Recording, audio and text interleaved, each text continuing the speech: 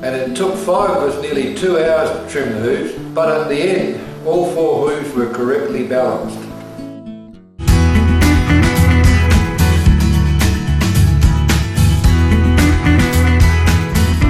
In 1993 I made a short video demonstrating the use of synthetic structural hoof wall material, which was very new and innovative at that time. This video is still just as relevant today, and I have included it to impress on horse owners that no horse should ever be out of work because of structural hoof wall problems.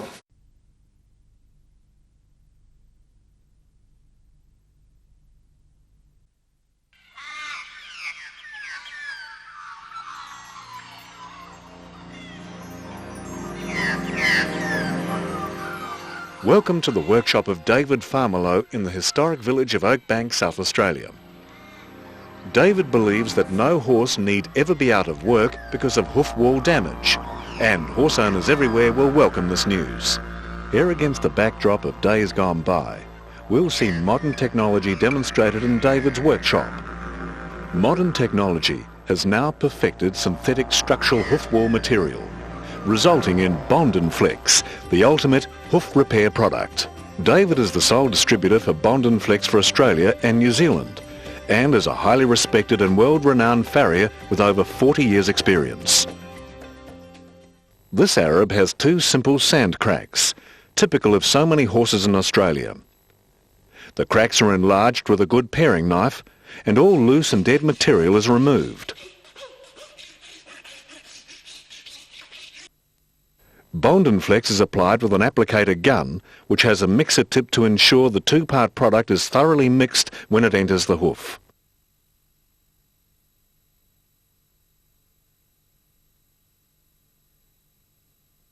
Minutes after application, Bond & Flex can be trimmed, rasped and nailed. This 2-year-old Appaloosa filly is unbroken and has developed club feet through bad toe abscesses. Debriding the dead material is important to make sure the abscess is cleared. The Dremel tool is then used to create anchor points for the Bond & Flex so the toe can be built out. Acetone and a wire brush are always used to clean the hoof. The redness visible is the last of the abscess, and this will be plugged so that the Bond & Flex does not contact the sensitive area. Because of the lack of heat during curing time, Bond & Flex can quite safely be applied to a sensitive area like this. The Bond & Flex is applied, and the toe is built out from the top and can be moulded without sagging.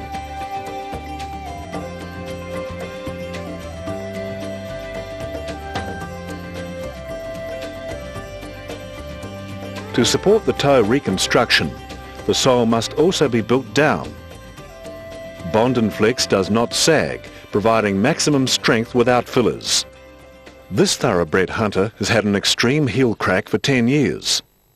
There is very little hoof wall behind the crack, making it impossible to stabilise by any style of shoeing alone.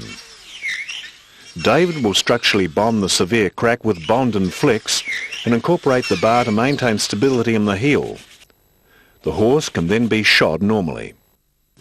The most important part of every repair is to ensure that the area to be treated is thoroughly prepared and cleaned. The repair must cover the complete heel quarter to stabilise the area. Bond & Flex is available in black or buff. David is using buff for greater contrast. Once dry, the Bond & Flex repair can be treated as normal healthy hoof wall and will remain in place as the natural hoof wall grows down.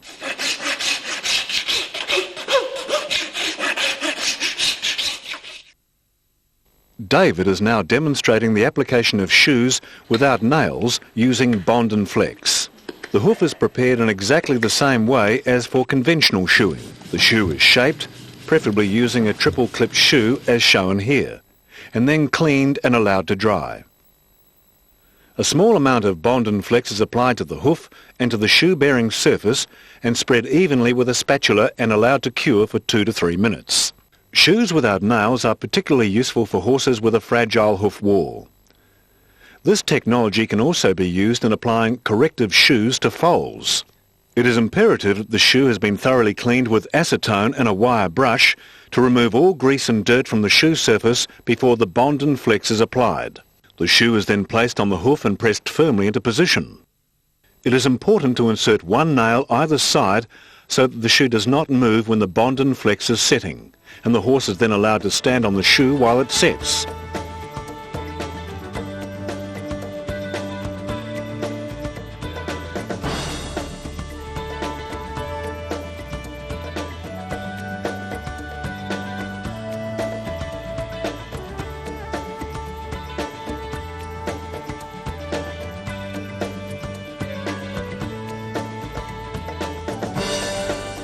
The two nails can then be removed and the hoof finished off in the normal way. You can see how the Bond and Flex has formed studs through all the nail holes.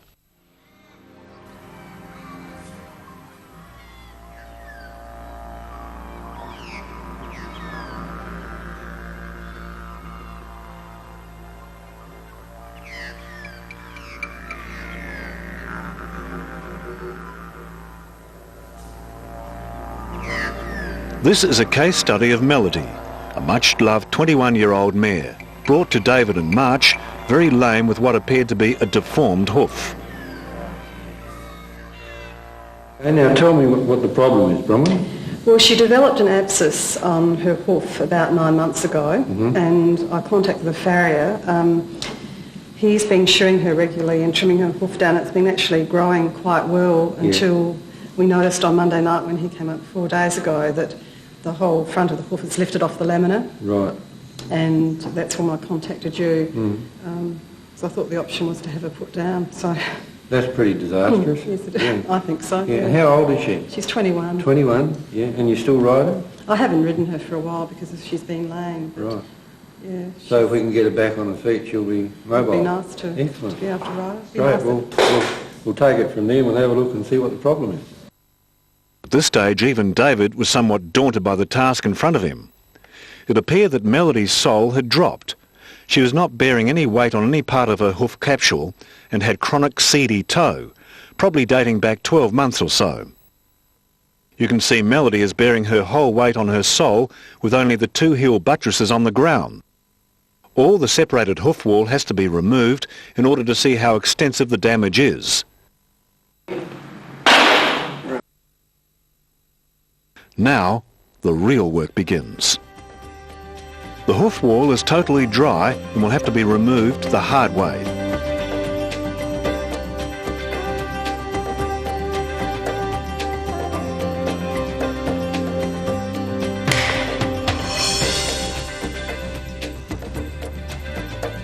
And boy, is it hard.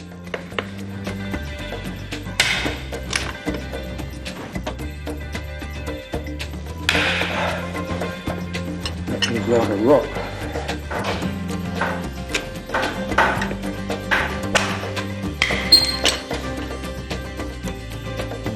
Later on, the Dremel tool will be used to clean up the finer points. David must move carefully until he can reach the extremities of the hoof wall laminae separation.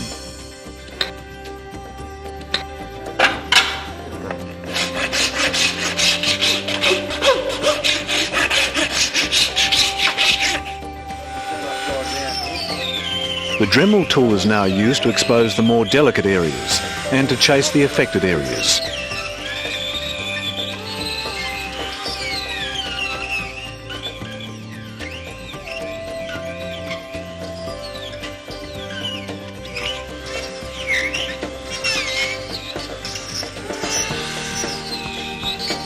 The hoof wall area was so dry that 3 Dremel bits were burnt out while preparing this hoof.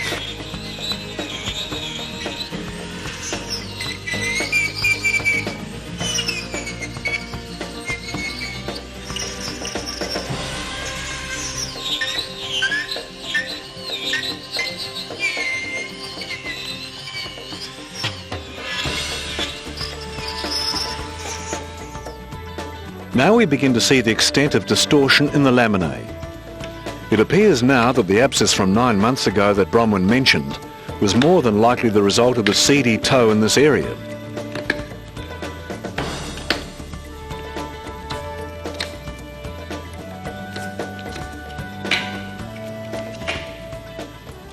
Now, we've gone to a lot of trouble to chase all these seedy toe areas back.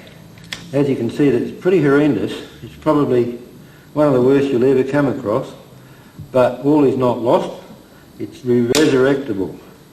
I've only been able to find one area where possibly the seedy toe was still a tad active, and that's up in there, and I guess that's where it originally ulcerated from in there. It's not a problem. It's sufficiently stable that we can go ahead now and reconstruct it with reconstruct the hoof wall with the Bond and Flex. Sometimes you can get a shoe on in that fashion and simply build down to the shoe. However, in this case, as you can see, every single nail hole is floating in mid-air.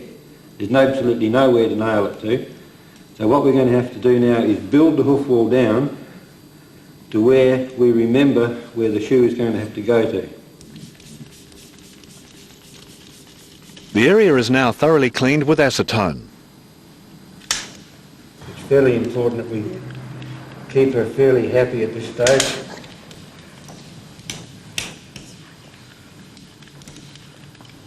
Now the reconstruction of the hoof wall capsule begins. Bond and Flex is applied directly to the distorted laminae to give the pedal bone support with the new synthetic wall capsule. On a day around 22 degrees, David can keep building continuously with Bond and Flex until the required hoof wall shape is reached. There is no need for fiberglass, tape, plastic, metal patches or screws. In this case, 4 40mm tubes of Bond and Flex were used.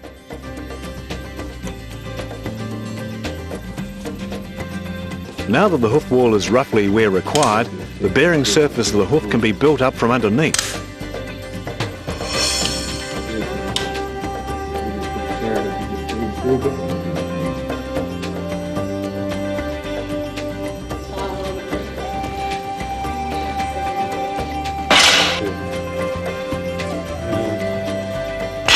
In this case, because there's so much Bond and Flex repair in there, and you've seen what the basis is underneath the Bond and Flex repair, I've elected to use a triple clipped shoe so that it gives the hoof plenty of support in that fashion like that. So you've got a good sized toe clip and 2 side clips.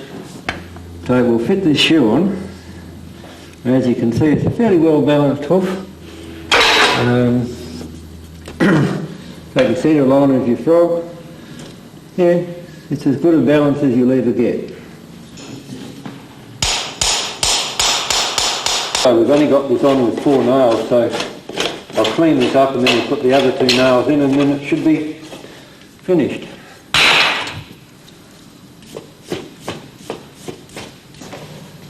The reconstructed hoof should now repair from within, but this will be a long project and will require several return visits. For 2 hours, Melody has been the perfect patient and has hardly moved, perhaps understanding what her future would have been if not for David and Bond and Flex. Both Melody and Bronwyn are now much happier than when they first arrived, remembering that Melody could hardly walk 2 hours ago.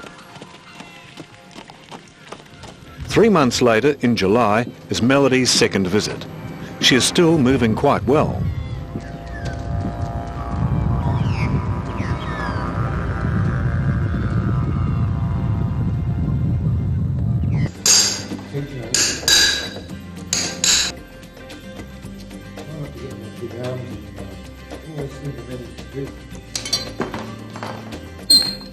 With the shoe removed, it's heartening to see that the sole, although still very bruised, is in much better shape than last time.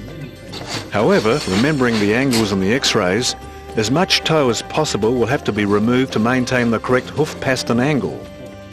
After trimming the sole and replacing the shoe, there is no need to replace or add the Bond and Flex other than for aesthetic purposes. A further 3 months later, in November, Melody now has 90% hoof wall regrowth. The treatment now will be to use a conventional heart bar shoe to spread the weight-bearing surface. Notice how healthy the hoof wall is. What a shame it would have been to have seen this beautiful pet put down. These sidewalls can now be dremelled out and filled in with bond and flex down to the shoe, more to seal the hoof than to provide hoof wall support. You can see the heart bar shoe more clearly here.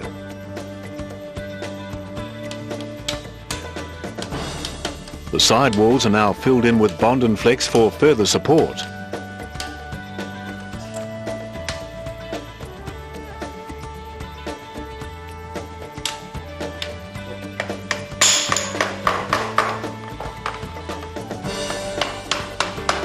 The remaining nails are now clinched.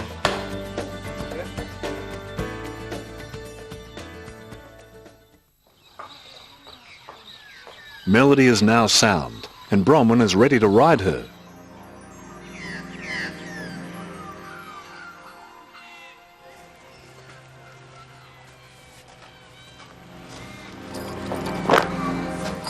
That's great.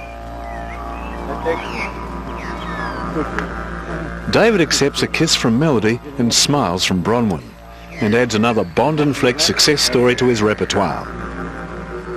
You'll see lots more birthdays, won't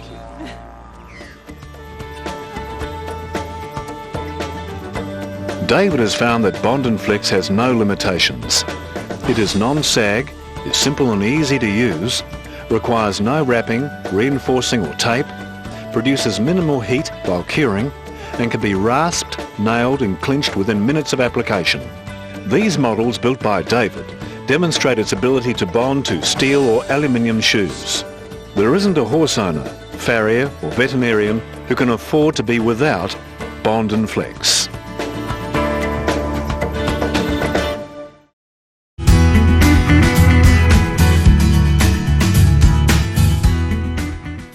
The club-footed horse has a deformity, and as such is always going to need a high degree of hoof maintenance for the term of its natural life.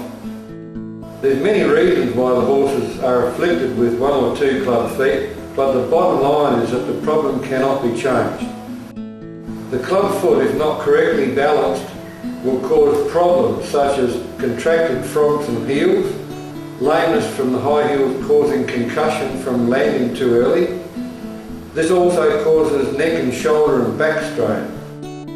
If it is shot, it will often forge or overreach and pull shoes off. In a foal, early recognition and appropriate action are vital. Take note that a club-footed horse is a high maintenance horse, but managed properly will do its very best for you. Extreme hoof problems will be dealt with in subsequent DVDs for advanced students. However, extreme hoof problems all reflect back to the lack of correctly balanced hoof preparation.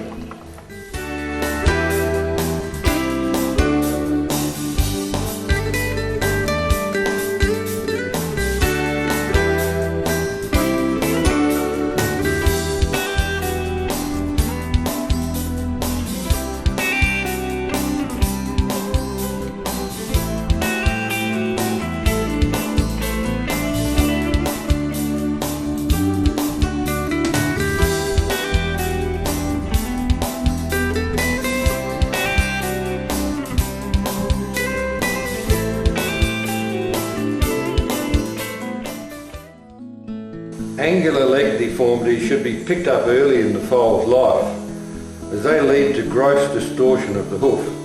Some angular deformities treated early in the foal's life can be corrected with veterinary and farrier coordination. However, where obvious deformities are in breeding stock, breeding should be avoided, as the foals have a limited working lifespan.